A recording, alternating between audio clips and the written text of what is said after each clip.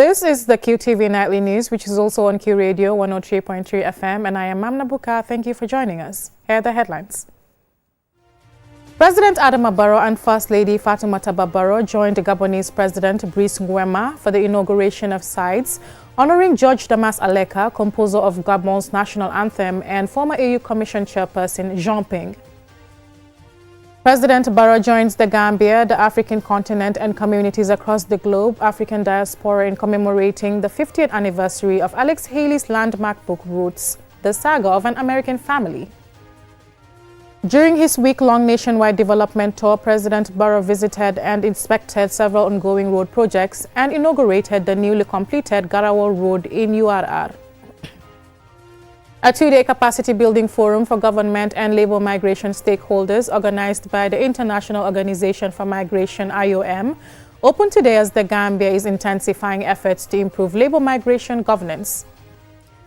In international news, Zambia's President Hakainde Hichilema has won a second five-year term with about 60% of the vote, according to the Electoral Commission of Zambia. Those were the headlines. Coming up next, the news in detail.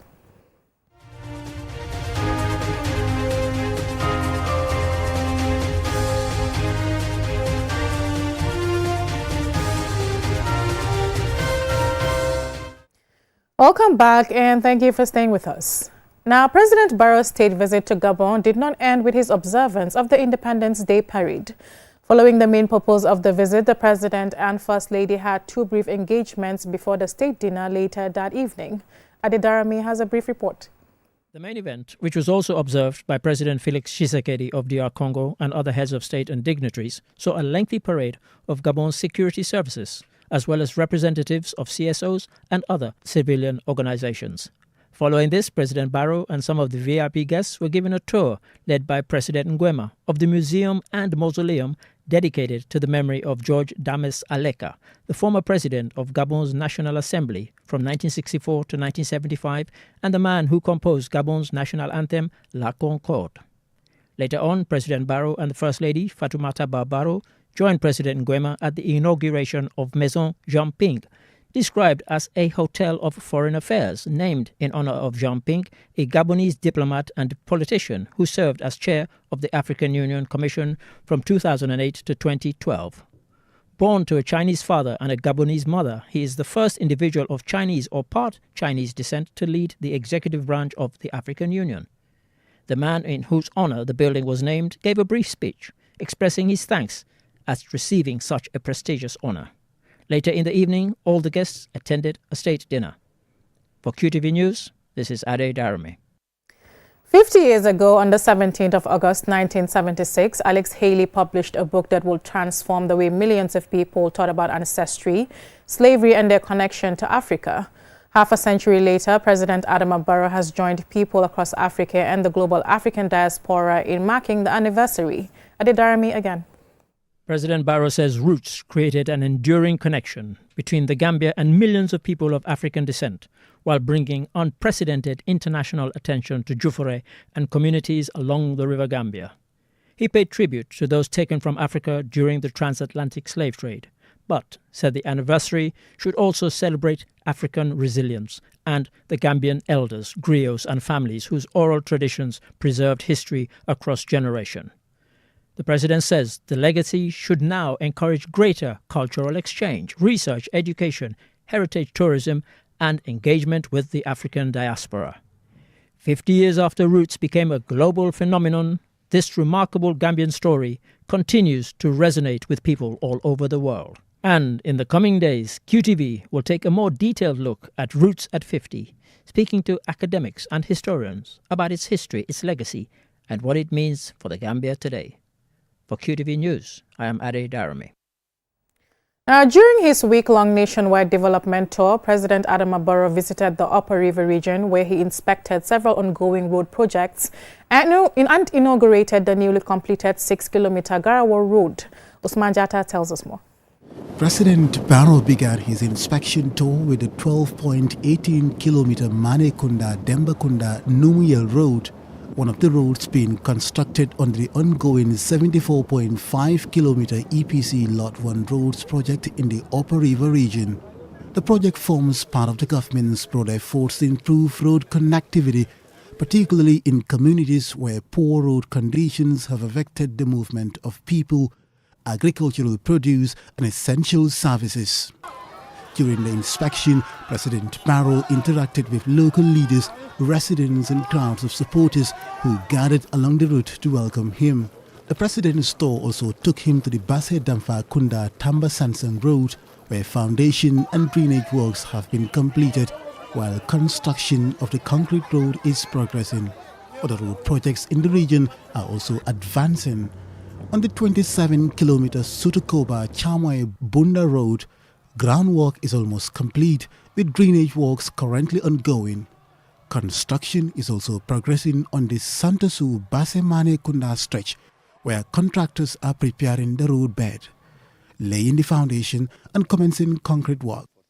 These projects are expected to improve connectivity between communities and provide easier access to markets, schools and health facilities and other essential services. President Barrow subsequently proceeded to Garawal in the Kantora district, where he inaugurated a 6-kilometer road and laid the foundation stone for the construction of an additional 24 kilometers of road.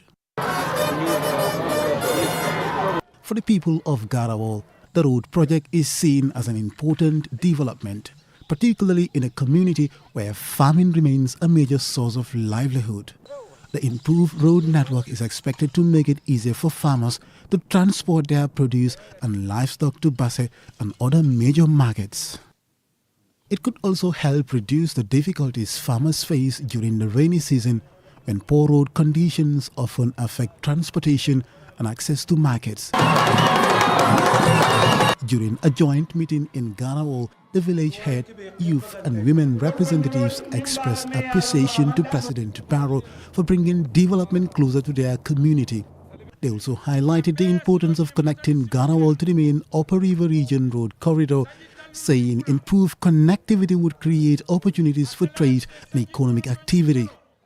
Beyond road infrastructure, President Barrow also strengthened community health services by handing over an ambulance to the people of Sudowo. The ambulance is expected to improve emergency response and facilitate the transportation of patients, particularly those requiring urgent medical attention or referral to health facilities. However, the president's engagement with residents in Garawal was eventually interrupted by heavy August rains, bringing the meeting to an early close. The following morning, President Barrow travelled to the Lower River region, where he laid the foundation stone for the construction of the governor's residence. Like the development projects in the Upper River region, the new governor's residence is expected to strengthen public administration and provide improved working and residential facilities for regional authorities. President Barrow later visited the Roots Project land development site in January, Kiang East District, where significant progress is being made under the project's ongoing land development program.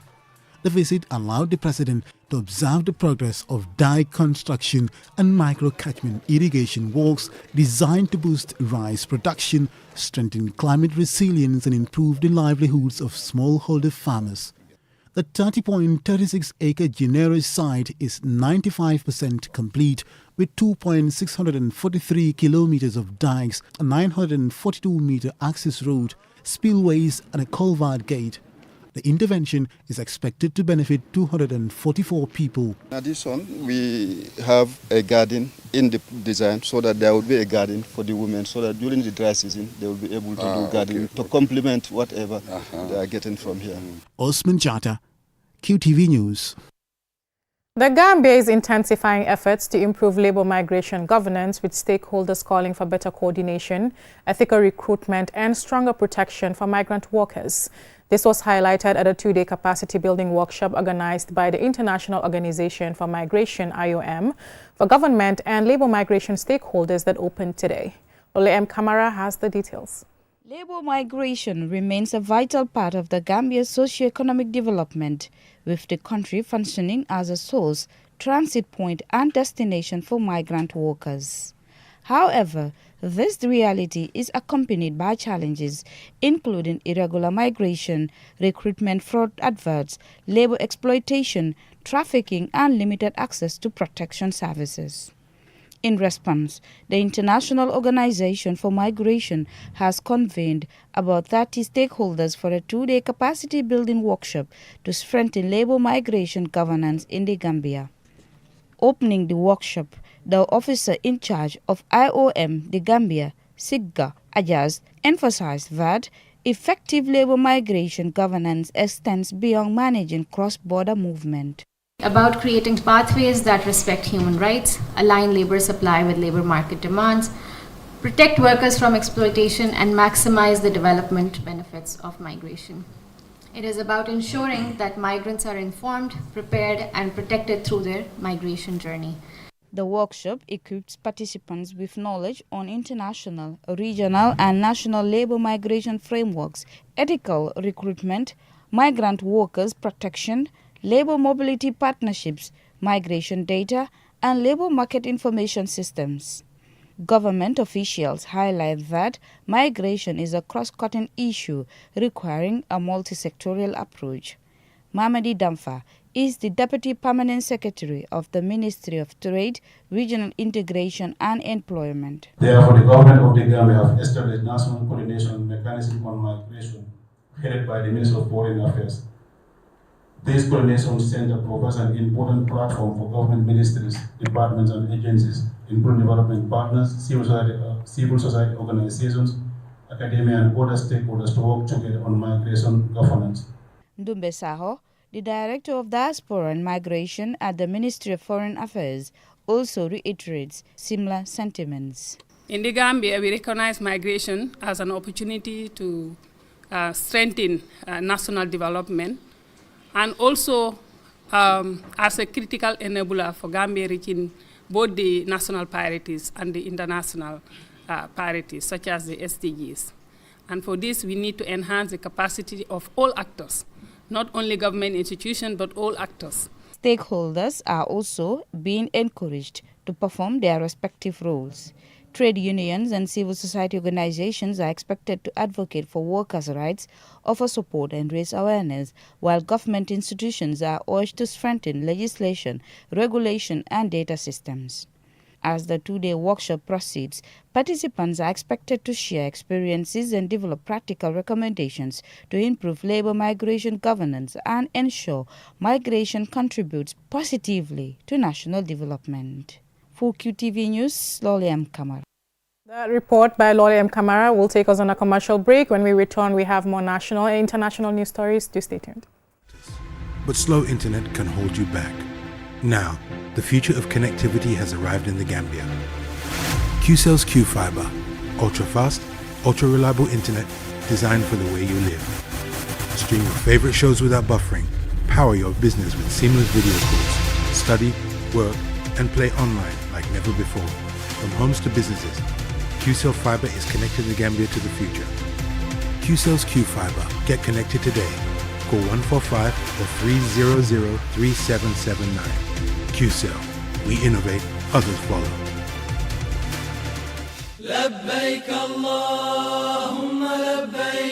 Important news for prospective pilgrims. Ajib Bank Limited, in collaboration with the Gambia International Airlines (GIA), has officially commenced the collection of deposit payments for the 2027 Hajj pilgrimage. Intending pilgrims planning to perform the holy journey with the nation's premier travel operator can now secure their spots early. The initial deposit required to register for the 2027 Hajj package is $400,000. Payments can be made at any Ajib Bank branch nationwide. After making your deposit, remember to present your bank payment slip to the Gambia International Airlines offices to update your records and finalize your registration. As seats are allocated on a first-come, first-served basis, early registration is strongly encouraged to guarantee your spot for this sacred journey. For further details on registration requirements and account information, visit your nearest Ajib Bank branch or contact the Gambia International Airlines Hajj Secretariat.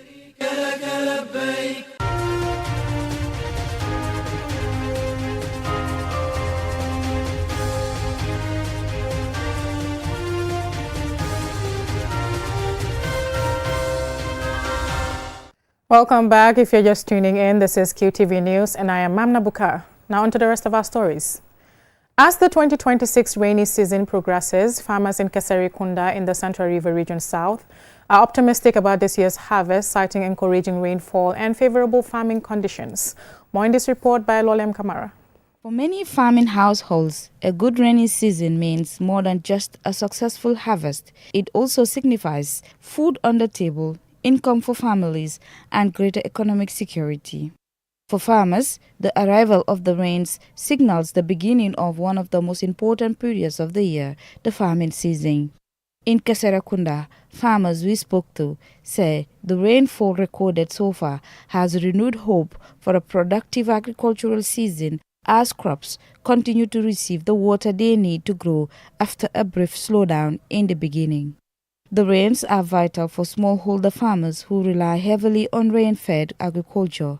By providing natural water for crops, rainfall reduces dependence on costly irrigation, helping farmers save money on fuel, electricity, and other inputs. Beyond the fields, the impact of a good rainy season extends to the wider community. Keba Balde, a native of Keserikunda, is encouraged by what he has witnessed so far this season. First, I must thank God for the rains. Initially, the rain fell slowly, causing some panic. But over time, it became more stable. We have planted different crops because the fields are large, including maize, sorghum, and groundnuts. I am here with my family because we can only sustain ourselves through farming. A successful harvest can improve household food security, generate income through the sale of surplus produce, and reduce the pressure on families to purchase food during the lean season. Aissatou Kebe is also a farmer. Farming is very important in life because it provides economic stability and allows independence. This is our livelihood, so we take it very seriously. I want to thank the government for its support to us, farmers. Too little rain can hinder crop growth, while excessive rainfall can present challenges such as flooding, soil erosion, and crop damage. Haruna Balde shares his experience too. We have planted twice this year. The first was spoiled due to insufficient rain, so we had to do it again. And this time, we hope the crops will grow satisfactorily. The government should increase its support for farmers. While the farmers we spoke to remain hopeful, they said the success of the season will ultimately depend on rainfall continuing at suitable levels and remaining favorable until crops are ready for harvest. For now, these farmers in Sierra South are focusing on the positive, hoping the current rainfall pattern will persist and lead to a bumper harvest. For QTV News, Loli M. Kamara. Now in Welingara Kejau, Central River Region, Gambian entrepreneur Babukar Abdullahi Bachili is showing how private investment in agriculture can create jobs, support women and young people, and contribute to the country's ambition of achieving rice self-sufficiency by 2030. Yafatu Gay tells us more. Mr. Bachili, the founder of Sahel Agribusinesses, is a beneficiary of the Copia initiative as a rice seed producer. Today, he is using his experience in agriculture to make an impact in the community where he farms. The Korea Partnership for Innovation in Agriculture, Copia Gambia, is an agricultural cooperation initiative funded by South Korea. It aims to modernize local farming, boost rice production, and support the Gambia's target of achieving rice self-sufficiency by 2030. After spending years in the diaspora, Mr. Bachili returned to the Gambia with a goal of investing in agriculture and contributing to national development. He sees agriculture as more than a business. Living in Banjul or the Combos will not move Gambia. We have to go back to the community and look at what we left behind and see how we can structure it, build it, so the kids don't have to go to the back way. He currently manages a 43-hectare farm where he produces rice and works closely with members of the community, particularly women and young people. through partnerships with local farmers, he is helping create opportunities for people to earn an income from agriculture. The community helped me first, because without them, I wouldn't have no platform to stand on. What I did was I just came around and give back in terms of employment, employing the women, the young people. However, the journey has not been without its challenges. His first attempt at farming did not go as planned. The experience was a setback, but it did not end his dream. In 2023, I had a huge loss. Went back home, decided that I don't want to come back because I wasted millions. Luckily, Copia came. NSS gave me a call, say, Bacheli, you have to come back. When Copia came, they gave me inputs.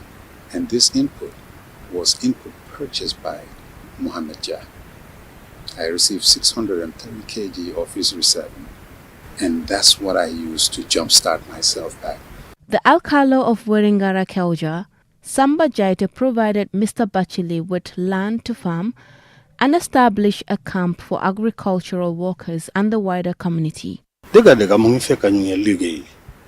We welcome him into the community, and since he joined us, he has created a lot of impact. Through the support he receives from the government, he is also able to support the community.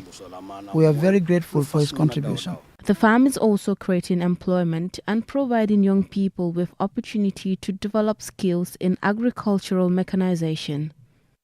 Ibrahima Jaita is one of the employees working with the company, including in the operation of a combined harvester. I am a combined harvester driver and a farmer.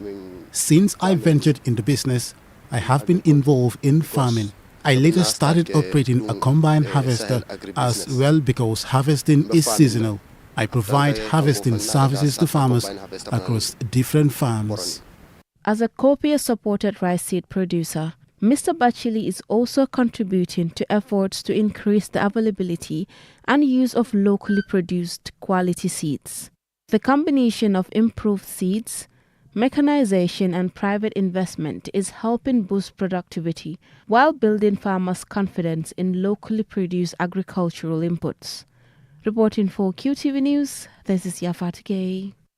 Next, we'll have international news.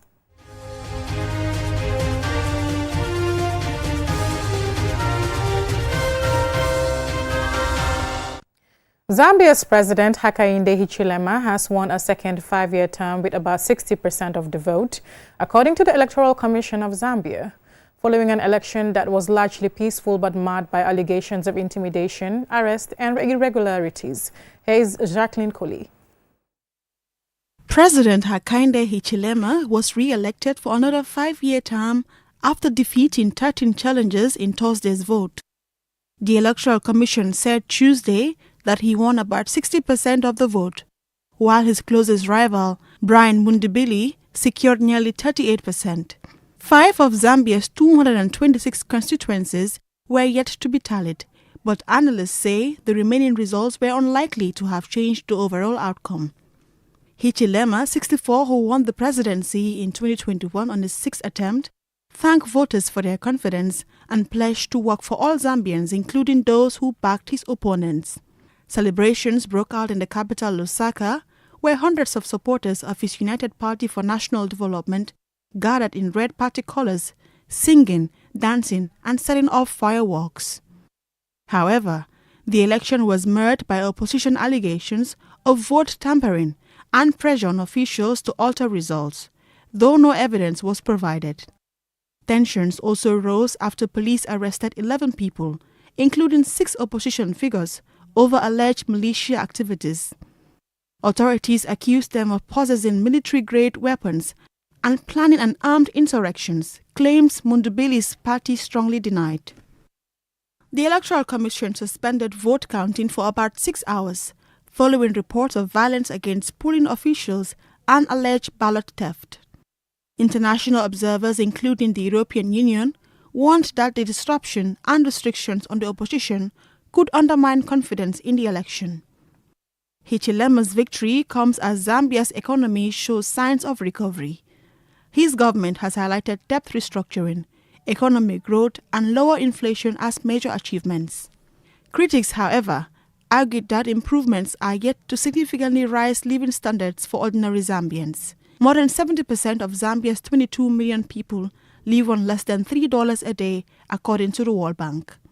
Despite the controversy surrounding the election, Zambia retains a long-standing tradition of peaceful transfers of power through elections, with every change of president since the return of the multi-party politics in 1991 achieved at the ballot box. Reporting for KTV News, I am Jacqueline Coley. That report by Jacqueline Coley brings us to the end of this bulletin, but before we go, here's a recap of the headlines. President Adama Barrow and First Lady Fatoumata Barrow joined Gabonese President Brice Nguema for the inauguration of sites honoring George Damas Aleka, composer of Gabon's national anthem, and former AU Commission chairperson Jean Ping. President Barrow joins the Gambia, the African continent, and communities across the global African diaspora in commemorating the 50th anniversary of Alex Haley's landmark book, Roots, the Saga of an American Family. During his week-long nationwide development tour, President Barrow visited and inspected several ongoing road projects and inaugurated the newly completed Barrow Road in URR. A two-day capacity-building forum for government and labor migration stakeholders organized by the International Organization for Migration, IOM, opened today as the Gambia is intensifying efforts to improve labor migration governance. In international news, Zambia's President Hakainde Hichilema has won a second five-year term with about 60% of the vote, according to the Electoral Commission of Zambia. That's all for this bulletin. Join us again tonight at 10 p.m. for another bulletin. Thank you for watching.